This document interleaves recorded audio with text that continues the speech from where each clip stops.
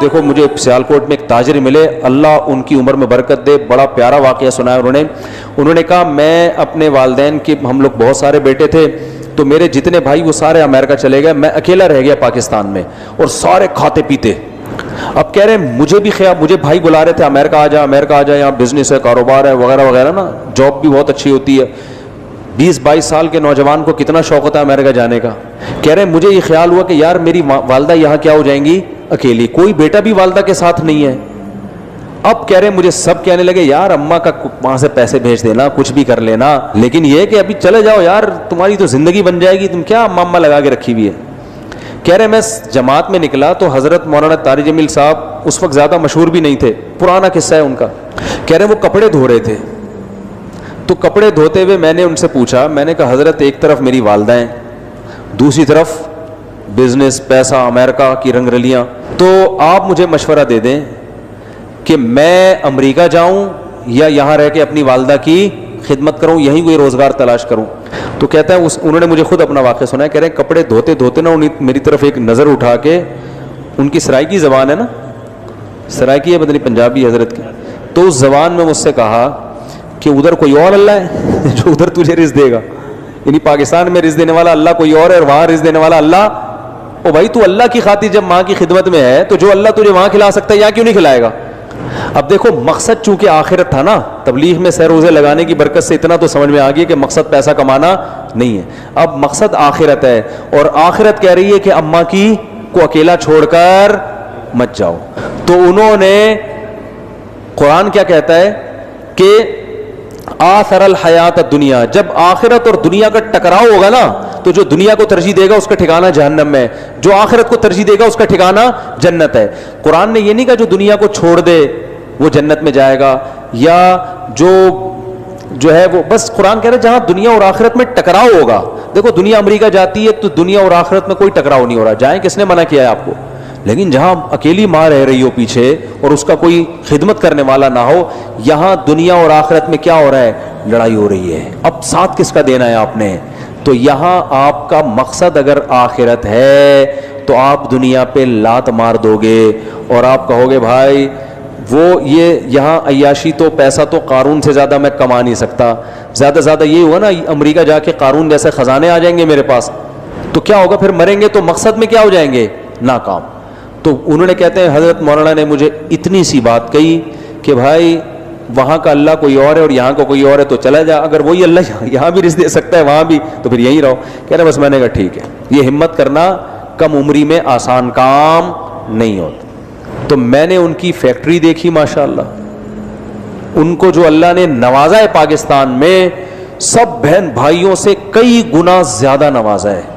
کتنا نوازا ہے میں بیان کروں گا تو وہ نواز شریف نہ کہیں, نوازا سے نواز شریف کہیں ناراض نہ ہو جائے کہ یار یہ کیا, تو اتنا اللہ نے نوازا ہے کہ اگر وہ ناراض نہ ہوتے تو میں بتا دیتا. وہ ظاہر ہے کوئی نہیں پسند کرتا نا کہ میرے بارے میں بتایا جائے کہ اتنا کمایا اپنا بزنس, اور اتنا اللہ نے برکت دی.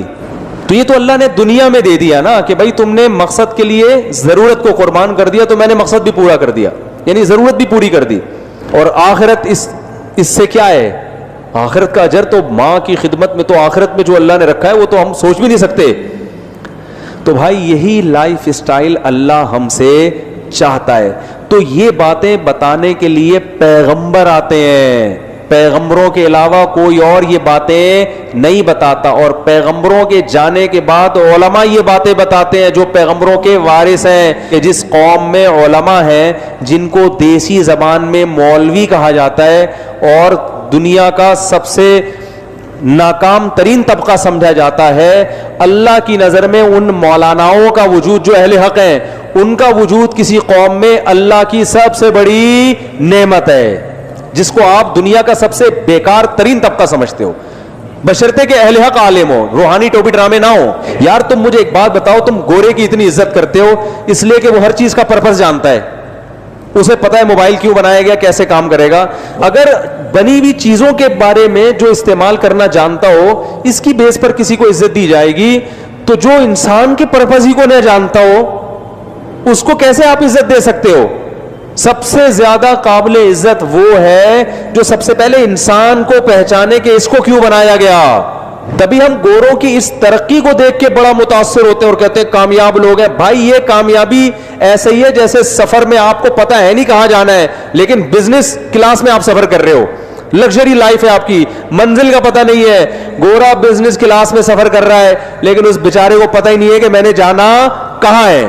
اسی بزنس کلاس کے مزے اڑا اڑا کے زندگی کیا ہو جاتی ہے تمام, اور اس بزنس کلاس پہ ہم فخر کر رہے ہیں یار یہ ہے کامیابی.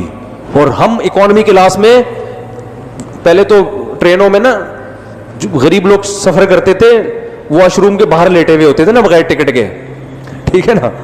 تو مجھے ایک بات بتاؤ, جو غریب بغیر ٹکٹ کے سفر کر رہا ہو, واش روم کے باہر لیٹا ہوا ہو, لیکن اس کو پتا ہے میں جا کہاں رہا ہوں, اپنے گاؤں جہاں میں نے جانا ہے, وہ اس مالدار سے, اس بزنس کلاس میں سفر کرنے والے سے زیادہ اچھا نہیں ہے جس بیچارے کو پتہ ہی نہ ہو کہ میں نے جانا کہاں ہے.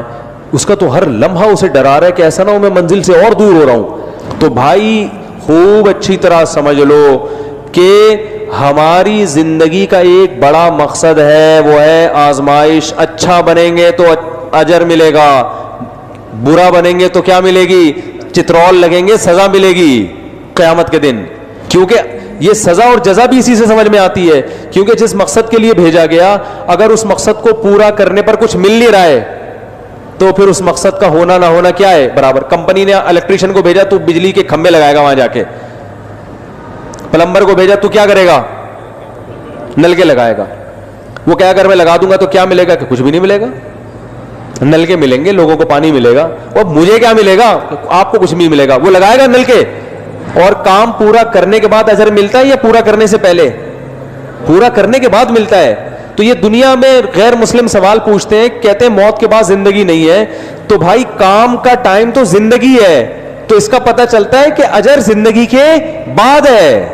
مزدور کو اجرت کام کے دوران تھوڑی دی جاتی ہے. تو اسی سے آخرت کا تصور بھی ثابت ہوتا ہے کہ بھائی کام کا جو ٹائم ہے وہ موت تک ہے, موت تک ہمارا امتحان ہے, موت کے آخری جھٹکے تک ہے. پتہ یہ چلا کہ زندگی جو ہے, حیات جو ہے ہماری, یہ اجر کی جگہ نہیں ہے. اس میں نہ آپ کو نماز کا اجر ملے گا, نہ والدین کی خدمت کرنے کا. اللہ اپنی مرضی سے کسی کو نواز دے تو ایک الگ بات ہے. اصل اجر کی جگہ جب ہے جب کام کا ٹائم ختم ہوگا, اور وہ موت کے بعد ہے. تبھی موت کے بعد انسان فنا نہیں ہوتا. قرآن کہتا ہے ایک جہان سے, دار العمل سے دار الجزا کی طرف ٹرانسفر ہو جاتے ہو تم.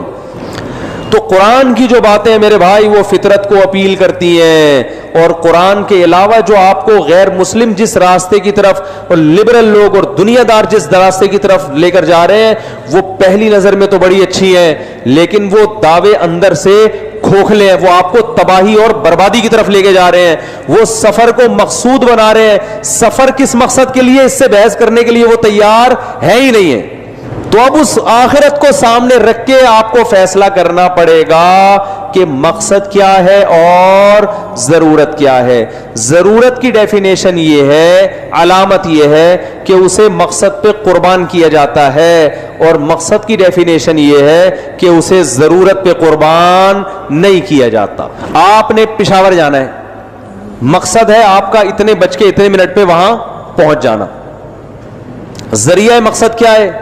جہاز میں جا سکتے ہیں, ٹرین میں جا سکتے ہیں, بس میں جا سکتے ہیں, پھر جہاز میں پی آئی اے کے فضائل آپ نے سن لیے, پتہ نہیں جائیں گے کہ نہیں جائیں گے. پی آئی اے میں بھی جا سکتے ہیں, ایئر بلو میں بھی جا سکتے ہیں. تو پتہ یہ چلا کہ جی آپ کو شوق ہے جہاز میں جانے کا, لیکن کوئی فلائٹ پی آئی اے جا نہیں رہی ہے, کوئٹہ جا رہی ہے. یہ انسان کی ضرورت ہے کہ وہ سفر آرام دہ چاہتا ہے. پشاور ٹرین جا رہی ہے. اب آپ آرائش کی خاطر, عیش و عشرت کی خاطر آپ اس بیس پہ جہاز میں سفر کر لو گے کہ یہ چونکہ جہاز کا سفر اچھا ہوتا ہے, مزہ بہت آ رہا ہے, تو لہذا میں ٹینشن کیوں اٹھاؤں ٹرین کی یا بس کی, میں جہاز میں جاؤں گا. اس سے بڑا دنیا میں کوئی بیوقوف ہوگا؟ ارے بھائی یہ تو ایک انسان کی ضرورت ہے کہ اچھا سفر کیا گزرے, اچھا گزرے.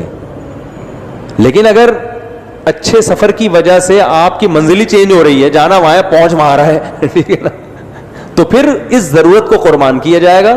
بلکہ بس میں لٹک کے بھی جانا پڑے نا, کوئی اور آپشن نہ ہو. آدمی کہتا ہے بھائی وہاں پہنچنا تو ہر قیمت پہ ہے, لٹک کے جاؤ, بس کی چھت پہ بیٹھ کے جاؤ, کسی بھی طرح جاؤ, تو ساری ضرورتیں اپنی اور آرائشیں قربان کر دے گا. تو بھائی جس کی سمجھ میں آخرت آتی ہے وہ اپنی گاڑی قربان کر دے گا، بحریہ ٹاؤن کے بنگلے قربان کر دے گا۔ ہرس والا دل بدل دے، میرا غفلت میں ڈوبا دل بدل دے۔